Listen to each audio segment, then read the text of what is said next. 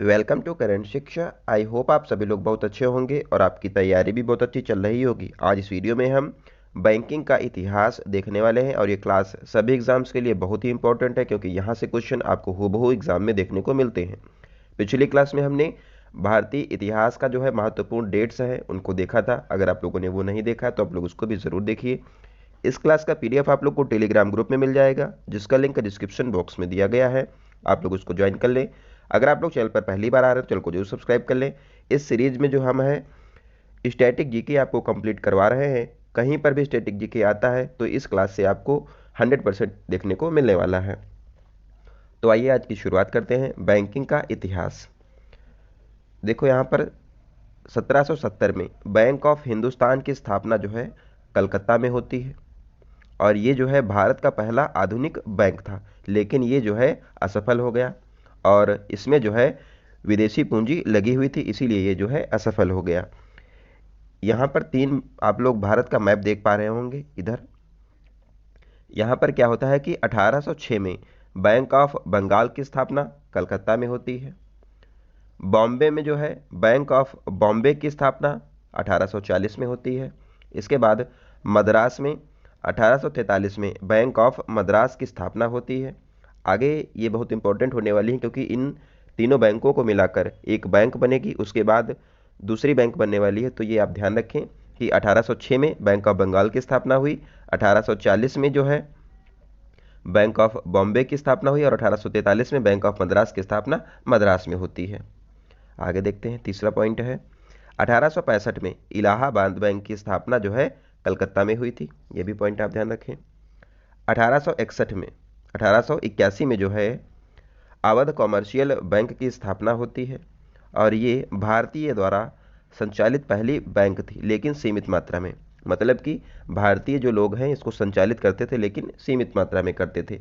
अभी तक भारत में बैंक जो है भारतीयों के द्वारा पूर्णतः स्थापित नहीं हो पाई है। कब तक? 1881 तक। इसके बाद जो है 1894 में पंजाब नेशनल बैंक की स्थापना दिल्ली में होती है और ये जो है बैंक पहला पूर्ण रूप से भारतीय बैंक है। पंजाब नेशनल बैंक जिसकी स्थापना 1894 में होती है। इसकी स्थापना जो है लाला लाजपत राय और दयाल सिंह के द्वारा की गई थी, लेकिन इसमें भी स्वामित्व जो है भारतीयों के पास पूर्णतया नहीं था। ये भी ध्यान रखें, इसकी स्थापना तो है भारतीयों ने की है लेकिन इसका स्वामित्व जो है वो भारतीयों के पास नहीं है, अंग्रेजों के पास था। आगे देखते हैं, 1911 में सेंट्रल बैंक ऑफ इंडिया की स्थापना होती है और ये बैंक जो है पूर्णतः भारतीय स्वामित्व वाला पहला बैंक है। तो बहुत इंपॉर्टेंट है, पूर्णतः भारतीय स्वामित्व वाला पहला बैंक 1911 में सेंट्रल बैंक ऑफ इंडिया है। नेक्स्ट देखते हैं, 1921 में आप लोगों को पहले भी मैप में दिखाया था तीन बैंकों के बारे में, bank of Bengal, bank of Bombay, bank of Madras. इनको तीनों बैंकों को जो है 1921 में मिला दिया गया और एक बैंक बनाई गई जिसका नाम रखा गया इंपीरियल बैंक और इसका काम था नोट छापना। ये जो बैंक है ये नोट छापने लगी और ये बैंक जो है सेंट्रल बैंक की तरह कार्य करने लगी। देखो यहाँ पर क्या है, 1934 तक भारत का केंद्रीय बैंक इंपीरियल बैंक रहा क्योंकि 1935 में जो है आरबीआई की स्थापना हो जाती है, वो सेंट्रल बैंक बन जाता है। लेकिन आरबीआई की स्थापना से पहले जो इंपीरियल बैंक है यही जो है केंद्रीय बैंक का कार्य करता था और नोट छापने का कार्य इंपीरियल बैंक करती थी। कब तक? 1934 तक। और यही इंपीरियल बैंक जो है बाद में 1 जुलाई 1955 को एसबीआई बन जाएगी, यानी कि स्टेट बैंक ऑफ इंडिया बन जाएगी। तो आप लोग ये वाली बैंक जो है बहुत इंपॉर्टेंट है कि एसबीआई की स्थापना एग्जाम में पूछता है कब की गई थी। तो एसबीआई की स्थापना 1 जुलाई 1955 को हुई थी। कैसे इसकी स्थापना हुई आपको ये सब बता दिया गया है। आगे देखते हैं, 1926 में जो है 1926 में शाही आयोग या फिर यंग हिल्टन आयोग की स्थापना की जाती है और इसकी सिफारिश पर जो है भारत में केंद्रीय बैंक की ये सिफारिश करता है और इसी के बाद जो है 1934 का अधिनियम आता है। किसकी सिफारिश पर? शाही आयोग या फिर यंग हिल्टन आयोग की सिफारिश पर जो है 1934 का एक्ट आता है और इसके बाद जो है सेंट्रल बैंक की स्थापना होती है जिसका नाम रिजर्व बैंक ऑफ इंडिया रखा जाता है। यानी कि आरबीआई की स्थापना जो है 1934 के एक्ट से की गई थी और कब की गई है? 1 अप्रैल 1935 को आरबीआई की स्थापना की गई, जिसका मुख्यालय कोलकाता में रखा गया। ये पॉइंट आप ध्यान रखें। आगे है 1949 में 1949 बैंकिंग अधिनियम आता है और इसके बाद जो है आरबीआई का राष्ट्रीयकरण किया गया, यानी कि nationalisation of RBI was done in 1 January 1949। Nationalisation क्या होता है? निजी बैंकों को सरकारी बैंक में चेंज कर देना, यही होता है हमारा राष्ट्रीयकरण। जो निजी बैंकें हैं, प्राइवेट बैंकें हैं, इनको सरकारी बैंक बना देना, यही होता है राष्ट्रीयकरण यानी कि नेशनलाइजेशन। और आरबीआई जो है भारत की पहली एकीकृत बैंक बन गया। उसके बाद ये आरबीआई जो है सेंट्रल बैंक का कार्य करने लगा। ये पॉइंट आप ध्यान रखें। बैंकिंग अधिनियम कब आता है? 1949 के द्वारा आरबीआई का राष्ट्रीयकरण किया गया था। कब? 1 जनवरी 1949 को। ये एग्जाम में बहुत पूछता है क्वेश्चन कि आरबीआई का राष्ट्रीयकरण कब किया गया था। नेक्स्ट देखते हैं। 1 जुलाई 1955 को एसबीआई की स्थापना हुई। आपको पहले भी बता चुके हैं कि 3 बैंकों को मिलाकर इंपीरियल बैंक बनी, उसी को बाद में 1 जुलाई 1955 को जो है एसबीआई बना दिया गया।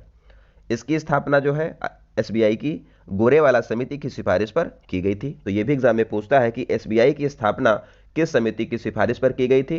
तो हो जाएगा गोरेवाला समिति की सिफारिश पर एसबीआई की स्थापना होती है। कब? 1 जुलाई 1955 को। एसबीआई का हेडक्वार्टर नरीमन पॉइंट है, ये भी ध्यान रखें। और एसबीआई भारत की सबसे बड़ी सार्वजनिक बैंक है, यानी कि सरकारी बैंक सबसे बड़ी कौन है? एसबीआई है। और वर्तमान में इसके अध्यक्ष हैं दिनेश खारा। एसबीआई का एक ऐप पूछता है एग्जाम में, कौन सा है? तो ये हो जाएगा योनो ऐप। आप लोगों ने यूज भी किया होगा अगर आपका अकाउंट जो है एसबीआई में होगा। नेक्स्ट है 1964 में आईडीबीआई की स्थापना होती है। Industrial development bank of India की स्थापना जो है 1964 में होती है। नेक्स्ट है 19 जुलाई 1964 को 14 बैंकों का राष्ट्रीयकरण होता है। तो यहां पर जो है 14 बैंकों का राष्ट्रीयकरण 19 जुलाई 1964 को होता है। देखो, राष्ट्रीयकरण उन बैंकों का किया गया था जिनकी पूंजी जो है 50 करोड़ रुपए से अधिक जमा राशि थी, उनका जो है राष्ट्रीयकरण किया गया। तो वहां पर जो है 14 बैंकों का राष्ट्रीयकरण किया गया था। इसके बाद जो है 15 अप्रैल 1980 को 6 बैंकों का राष्ट्रीयकरण किया गया। तो यहां पर कौन सी बैंकें थी जिनका राष्ट्रीयकरण हुआ है? जिनकी जमा राशि 200 करोड़ रुपए से ज्यादा थी, उनका राष्ट्रीयकरण 15 अप्रैल 1980 को किया गया। ये भी ध्यान रखें आप। नेक्स्ट है, क्योंकि ये एग्जाम में पूछता है कि 14 बैंकों का राष्ट्रीयकरण कब किया गया था, तो ये किया गया था 19 जुलाई 1964 को। और 6 बैंकों का राष्ट्रीयकरण 15 अप्रैल 1980 को। यहां पर पूंजी आपको ध्यान रखना है, 14 बैंकों का जब किया गया तो 50 करोड़ रुपए से ज्यादा उनकी पूंजी थी, और जब 6 बैंकों का राष्ट्रीयकरण हुआ है तब इनकी 200 करोड़ रुपए से ज्यादा पूंजी थी। ये पॉइंट बहुत इंपॉर्टेंट है। नाबार्ड, नाबार्ड की स्थापना पूछता है कब की गई थी? 12 जुलाई 1982 को नाबार्ड की स्थापना की गई। नाबार्ड का फुल फॉर्म पूछ लेता है एग्जाम में, national bank for agriculture and rural development, इसका फुल फॉर्म हो जाएगा नाबार्ड का। नाबार्ड की स्थापना शिव रमन समिति की सिफारिश पर की गई थी। नाबार्ड का मुख्यालय मुंबई में है और वर्तमान में नाबार्ड के अध्यक्ष जो हैं केवी साजी हैं। बहुत इंपॉर्टेंट है, ध्यान रखें। नेक्स्ट है 1982 में जो है एक्सिम बैंक की स्थापना होती है। ये क्या है? Export import bank of India की स्थापना 1982 में होती है और इसका मुख्यालय जो है मुंबई में है। ये भी ध्यान रखें। नेक्स्ट है 1990 में सिडबी की स्थापना होती है। सिडबी का फुल फॉर्म पूछता है क्या है? Small industrial development bank of India, SIDBI का फुल फॉर्म हो जाएगा। 1990 में स्थापना हुई है और इसका मुख्य कार्य है लघु उद्योग को ऋण उपलब्ध कराना। सिडबी का मुख्यालय पूछता है कहां पर, क्योंकि ये मुंबई में नहीं है, ये है लखनऊ में। सिडबी का मुख्यालय लखनऊ में है, इसलिए ये बहुत इंपॉर्टेंट हो जाएगा क्योंकि ये इसका डिफरेंट मुख्यालय है। ज्यादातर बैंकों का मुख्यालय मुंबई में है। यहां पर आप लोग एक चीज समझ लें, 1991 में जो है भारत में विदेशी पूंजी का संकट आ गया था और आईएमएफ यहां पर सहायता करता है भारत की। तो आप लोगों ने सुना है कि होगा एलपीजी, यानी कि globalisation privatisation and liberalisation, privatisation and globalisation यहां पर आता है। और यहां पर जो है प्रधानमंत्री कौन है, यह भी एग्जाम में पूछता है कि एलपीजी जब आया था तो प्रधानमंत्री भारत का कौन था, तो ये हो जाएंगे पीवी नरसिम्हा राव यहाँ पर प्रधानमंत्री हैं और इनको जो है अभी हाल ही में जो है भारत रत्न देने की घोषणा की गई है। तो ये यहाँ से इंपॉर्टेंट हो जाएगा। पीवी नरसिम्हा राव जो है इनके टाइम पर एलपीजी आया था कब, 1991 में, और इनको भारत रत्न दिया जा रहा है। 2024 में भी अनाउंसमेंट हुआ था। 5 लोगों को भारत रत्न दिया जा रहा है, तो आप लोग नाम एक बार ध्यान से सुन लें। सबसे पहले जो है कर्पूरी ठाकुर को दिया जा रहा है भारत रत्न। उसके बाद जो है लाल कृष्ण आडवाणी को दिया जाएगा भारत रत्न। उसके बाद जो है चौधरी चरण सिंह को भारत रत्न दिया जाएगा, ये भी भारत के पूर्व प्रधानमंत्री हैं। और उसके बाद जो है पीवी नरसिम्हा राव को भारत रत्न दिया जाएगा। और हरित क्रांति के जनक जो हैं एमएस स्वामीनाथन, इनको भी भारत रत्न दिया जाएगा। तो टोटल 5 लोगों को भारत रत्न इस बार दिया जाएगा। ये ध्यान रखें आप। अभी इनका सन जो है वो क्लियर नहीं है, जब क्लियर हो जाएगा तो आपको बता दिया जाएगा। देखो 1991 से पहले क्या था कि सरकार का नियंत्रण था बैंकों पर, और जहां पर सरकार का नियंत्रण होता है बैंकों पर तो वहां पर जो है समाजवाद की ओर झुकाव होता है और राष्ट्रीयकरण यहाँ पर बैंकों का किया जाता है। क्योंकि सरकार चाहती है क्या, वो अपने अंतर्गत जो है बैंकों को लेना चाहती है, इसलिए वो राष्ट्रीयकरण करती है। निजी बैंकों को जो है पब्लिक बैंक बना देती है, तो वो सरकार के नियंत्रण में आ जाती हैं। तो आप लोगों ने देखा भी था 1949 और 1969 में और 1980 में जो है राष्ट्रीयकरण किया गया था। इसके बाद क्या हुआ कि सरकार का जो कंट्रोल है पूंजीवादी की ओर बढ़ने लगा। जो बैंकों यहाँ पर जो है पूंजीवादी की ओर झुकाव हुआ, तो क्या हुआ कि सरकार का कंट्रोल जो है बैंकों पर कम हो गया। तो इसमें सरकार क्या करती है कि बैंकों का विलय कर देती है, यानी कि बैंकों को आपस में मिला देती है, अधिग्रहण करती है और विनिवेश करती है, यानी कि बैंकों के जो कुछ पूंजियाँ होती हैं उनको बेच देती है, मार्केट में उतार देती है। तो ये सब जो है किया जाता है। और भारत जो है एग्जाम में भी यूपीपी में पूछा गया है कि भारत कैसी अर्थव्यवस्था है, तो भारत जो है मिक्स्ड अर्थव्यवस्था है, यानी कि मिश्रित अर्थव्यवस्था है। ना तो भारत समाजवाद है ना तो पूंजीवाद है, तो भारत क्या है, दोनों का मिश्रण है। तो ये ध्यान रखें आप। नेक्स्ट है, अब यहाँ पर जो है 1991 के बाद जो है सरकार का कंट्रोल जो है बैंकों पर कम हुआ, तो जो है बैंकों का विलय, अधिग्रहण और विनिवेश होने लगा। तो इसके बाद जो है बैंकों का विलय करती है सरकार कब, 1993 में जो है न्यू बैंक ऑफ इंडिया का विलय जो है किया जाता है पीएनबी में, यानी कि पंजाब नेशनल बैंक में इसका विलय किया जाता है। इसके बाद अभी जो है आप लोगों ने देखा भी होगा कि 1 अप्रैल 2017 को जो है state bank of Bikaner and Jaipur, state bank of Patiala, state bank of Travancore, state bank of Mysore, state bank of Hyderabad, state bank of भारतीय महिला बैंक, इनका जो है आपस में विलय करके एसबीआई में जो है इनका मर्जर कर दिया गया है। ये भी आप ध्यान रखें, 2017 में किया गया था। इन बैंकों को जो है पहले ये अलग अलग नाम से जानी जाती थी, लेकिन अब ये जो है एसबीआई के नाम से ही जानी जाती हैं।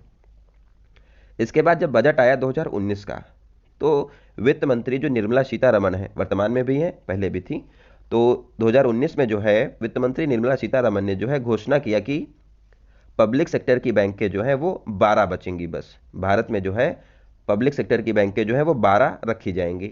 और इन्होंने कहा कि 10 सार्वजनिक बैंकों का विलय होकर 4 बड़ी बैंकें जो है वो बनाई जाएंगी। तो इन्होंने ऐसी घोषणा कब की थी, 2019 के बजट में। इसके बाद जो है कुछ बैंकों का विलय किया गया, एग्जाम में पूछता है, आप लोग इसको ध्यान रखें कि किस बैंक का किस में विलय किया गया। इसके बाद जो है ओरिएंटल बैंक और यूनाइटेड बैंक का विलय करके जो है पीएनबी में इन दोनों बैंकों का विलय किया गया। और उसके बाद जो है जब ये दोनों बैंकें, यूनाइटेड बैंक और ओरिएंटल बैंक, जब पीएनबी में मिल गई, यानी कि पंजाब नेशनल बैंक में, तो पंजाब नेशनल बैंक जो है भारत की दूसरी सबसे बड़ी सार्वजनिक क्षेत्र की बैंक बन गई। सबसे बड़ी एसबीआई है और दूसरे नंबर पर पीएनबी हो गई। ध्यान रखें आप। सिंडिकेट बैंक का विलय किया गया था केनरा बैंक में। यह भी एग्जाम में पूछा जा चुका है कि सिंडिकेट बैंक का विलय किसमें किया गया, तो यह किया गया है केनरा बैंक में। इसके बाद जो है इलाहाबाद बैंक का विलय किया गया है इंडियन बैंक में। तो ये भी आप ध्यान रखें, इलाहाबाद बैंक जो है वो इंडियन बैंक में मिल गई। और उसके बाद विजया बैंक और देना बैंक का विलय किया गया। इनको क्या विलय करके जो है बैंक ऑफ बड़ौदा में इनका जो है मर्जर कर दिया गया। तो ये पॉइंट आप ध्यान रखें। ओरिएंटल और यूनाइटेड बैंक पीएनबी में मिल गई, सिंडिकेट बैंक केनरा में मिली और इलाहाबाद बैंक इंडियन बैंक में मिल गई है। विजया बैंक और देना बैंक जो है बैंक ऑफ बड़ौदा में मिल गई। ये पॉइंट आप ध्यान रखें। सो आई होप आपको ये क्लास अच्छी लगी होगी। इसका पीडीएफ आप लोग को टेलीग्राम ग्रुप में मिल जाएगा। तो आप लोग ऐसे ही अपना सपोर्ट बनाए रखें। अगर आपका कोई सुझाव हो तो कमेंट बॉक्स में ज़रूर बताइए। मिलते हैं अगली क्लास में, तब तक आप लोग अपना ध्यान रखें। धन्यवाद। जय हिंद।